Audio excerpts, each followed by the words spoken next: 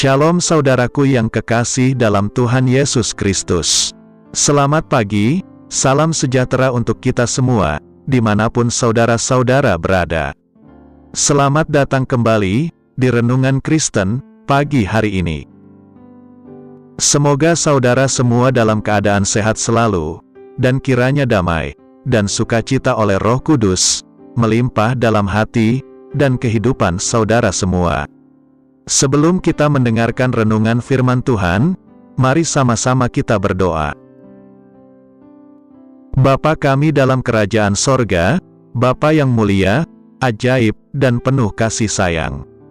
Bapa yang kami muliakan, di dalam nama Tuhan Yesus Kristus, kami mengucap syukur Tuhan, oleh karena perlindungan-Mu di sepanjang malam, hingga pagi hari ini, kami boleh bangun dengan tubuh yang sehat, kuat, dan diberkati Tuhan. Pada pagi hari ini, kami mau mendengarkan firman-Mu, berbicaralah ya Tuhan, jamah hati kami, berikan kami pengertian, untuk dapat memahami firman-Mu, dan dapat kami lakukan di sepanjang kehidupan kami. Terima kasih Tuhan, dalam nama Tuhan Yesus kami berdoa. Amin. Saudaraku, ayat renungan kita pada pagi hari ini, terdapat dalam kitab Efesus pasal 1, ayat 15-23, yang berbunyi demikian.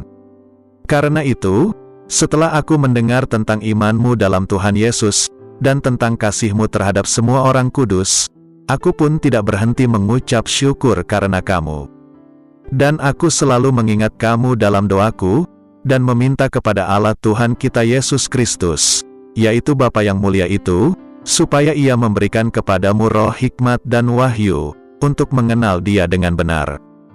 Dan supaya Ia menjadikan mata hatimu terang, agar kamu mengerti, pengharapan apakah yang terkandung dalam panggilannya, betapa kayanya kemuliaan bagian yang ditentukannya bagi orang-orang kudus, dan betapa hebat kuasanya, bagi kita yang percaya, sesuai dengan kekuatan kuasanya, yang dikerjakannya di dalam Kristus, dengan membangkitkan Dia dari antara orang mati, dan mendudukkan Dia di sebelah kanannya di sorga, jauh lebih tinggi dari segala pemerintah dan penguasa, dan kekuasaan, dan kerajaan, dan tiap-tiap nama yang dapat disebut, bukan hanya di dunia ini saja, melainkan juga di dunia yang akan datang. Dan segala sesuatu telah diletakkannya di bawah kaki Kristus, dan Dia telah diberikannya kepada jemaat, sebagai kepala dari segala yang ada. Jemaat yang adalah tubuhnya, yaitu kepenuhan Dia, yang memenuhi semua, dan segala sesuatu. Saudaraku, hal-hal yang bersifat mendasar dalam konteks apapun, biasanya menjadi sesuatu yang sangat penting, yang menjadi penopang. Misalnya, dalam hal membangun sebuah gedung atau bangunan, hal-hal mendasar, seperti rasio perbandingan semen dengan pasir, berapa kedalaman pondasi, kerangka bangunan dan lainnya, adalah hal yang mendasar, namun sangat penting. Seperti juga halnya, dalam konteks membangun sebuah hubungan, keintiman, kedekatan atau keakraban, menjadi hal yang mendasar dan sangat penting, sebab pada sebuah hubungan yang bertumbuh, pada umumnya kita mendapati tingkat keintiman yang bertumbuh pula. Demikian pula halnya, dalam hubungan kita dengan Tuhan. Sayangnya, tidak sedikit orang yang memandang sepele hal-hal yang sifatnya mendasar. Ketika seseorang sudah dipakai Tuhan dengan dahsyat, dan memiliki jadwal pelayanan yang sangat padat, seringkali akhirnya mengabaikan waktu pribadi yang berkualitas dengan Tuhan. Atau mungkin masih meluangkan waktu, namun kualitasnya bukan bertambah, melainkan berkurang, dan sudah menjadi bagian dari aktivitas rutin semata. Dan pada akhirnya, inilah yang menjadi penyebab kejatuhan hamba-hamba Tuhan. Sebab ketika hal yang mendasar, yang merupakan pondasi penopang tidak diperhatikan, maka tidak akan cukup kuat, untuk menopang keberadaan seluruh bangunan di atasnya. Dalam kitab Pengkhotbah pasal 10, ayat 1, mengatakan, lalat yang mati, menyebabkan urapan dari pembuat urapan berbau busuk. Demikian juga sedikit kebodohan, lebih berpengaruh daripada hikmat dan kehormatan. Ayat ini bisa diartikan sebagai berikut. Sama seperti lalat mati yang membusuk, akan merusak sejumlah minyak wangi, demikian pula sedikit kebodohan, dapat meniadakan dampak hikmat yang besar. Rencana yang bijaksana dapat dibuat, tetapi seorang yang membuat sedikit kebodohan, dapat merusak seluruhnya. Rencana dalam mengikut dan melayani Tuhan, yang dilakukan dengan baik, tetapi karena membuat sedikit kebodohan, membuat hancur secara keseluruhan. Artinya, tidak sampai kepada garis akhir, tidak dapat mengakhiri dengan baik. Yang dimaksudkan sedikit kebodohan di sini, bisa diartikan bukan melakukan suatu pelanggaran yang besar, tetapi pada mulanya, mengabaikan hubungan mereka dengan Tuhan. Sedikit demi sedikit, merampas kasih dan keintiman yang mereka miliki, sehingga hal itu membuat mereka tidak setia kepada Tuhan, dan tiba-tiba kehancuran datang. Harap digarisbawahi, jangan sampai mengabaikan hubungan dengan Tuhan. Iblis kalau tidak bisa membuat kita menjadi jahat, maka dia akan membuat kita semakin sibuk. Ada hamba Tuhan yang berkata, bahwa kesibukan menghancurkan hubungan dengan Tuhan. Jika kita lebih merasa enjoy, pada waktu kita melakukan pelayanan pekerjaan Tuhan, daripada waktu kita berada dalam hadiratnya, sebenarnya kita sedang melakukan suatu kompromi, meskipun kita merasa kualitas kerohanian kita hebat. Seiring waktu, kepura-puraan akan mengikat kita, dan tiba-tiba kehancuran datang. Sebab pada akhirnya, pekerjaan pelayanan hanya menjadi rutinitas, tanpa ada sukacita, roh yang menyala-nyala, dan ini merupakan tanda, bahwa kita sudah tidak mengalami kasih yang semula, sebagaimana jemaat di Efesus.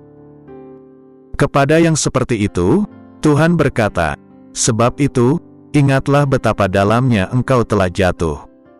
Bertobatlah, dan lakukan lagi apa yang semula engkau lakukan.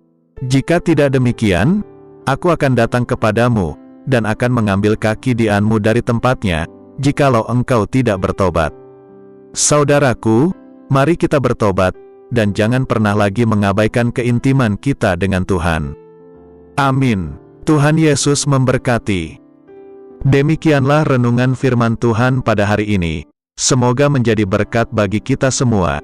Dan sebelum kita memulai segala aktivitas di pagi hari ini, mari kita berdoa. Bapa kami yang di surga, Bapa yang kami panggil dalam nama Tuhan Yesus Kristus, kami bersyukur Tuhan atas pertolongan-Mu, penyertaan-Mu, dan atas berkat-Mu dalam hidup kami. Kami berbahagia dan bersyukur atas kebaikan Tuhan pada hari ini. Tak berkesudahan kasih setia Tuhan, tak habis-habisnya rahmat-Mu, selalu baru tiap pagi, besar kesetiaan-Mu Tuhan dalam hidup kami. Terima kasih buat firman-Mu pada hari ini ya Tuhan. Kami mau selalu belajar dan terus belajar tentang firman-Mu. Firman-Mu yang menguatkan dan meneguhkan iman kami. Firman-Mu yang mengubahkan hidup kami. Kami mau berjalan bersama dengan Engkau di sepanjang kehidupan kami, agar kami tidak tersesat di dalam dunia ini. Kami mau melakukan firman-Mu ya Tuhan di sepanjang hidup kami, agar kami tetap kuat berjalan bersama dengan Engkau. Terima kasih ya Tuhan, buat kesempatan hidup yang masih Engkau berikan, kami mau pakai untuk hormat dan kemuliaan nama-Mu. Segala pergumulan dan persoalan hidup kami serahkan di dalam tangan-Mu. Engkau yang akan menyelesaikannya bagi kami hanya berharap kepadamu. Ya Tuhan, hamba berdoa buat saudara-saudaraku, yang sudah mendengarkan renungan hari ini, yang saat ini sedang mengalami sakit penyakit, pergumulan masalah, kebutuhan ekonomi, kiranya Engkau jamah, sembuhkan dan pulihkan, berkati perekonomian mereka, serta berikan jalan keluar, di setiap pergumulan masalah yang mereka sedang hadapi. Dan ajarlah kami ya Tuhan, untuk selalu berharap dan percaya sepenuhnya, kepada Tuhan Yesus. Kiranya Engkau terus memberkati kehidupan kami, keluarga kami, sanak saudara kami, daerah tempat tinggal kami, bangsa dan negara kami, pemerintah-pemerintah kami, biarlah semuanya dalam perlindungan-Mu ya Tuhan, dan jadilah sesuai kehendak-Mu yang terbaik dalam kehidupan kami.